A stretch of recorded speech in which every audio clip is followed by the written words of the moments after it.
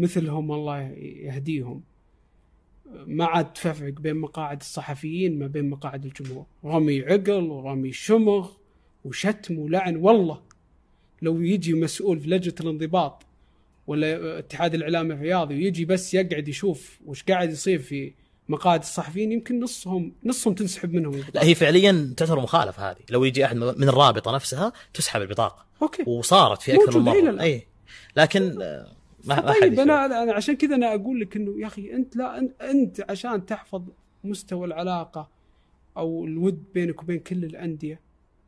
يا أخي أنا أعرف صحفيين في عام 2017 في هزيمة يوم انهزم الهلال منتدبين من وسائلهم الإعلامية لليابان،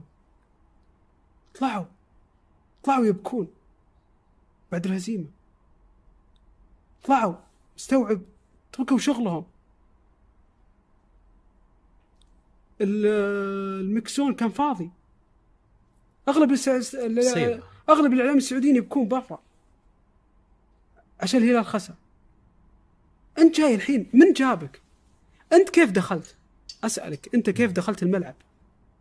دخلت بصفتك الإعلامية، ما أنت بصفتك مشجع. احترم صفتك الإعلامية.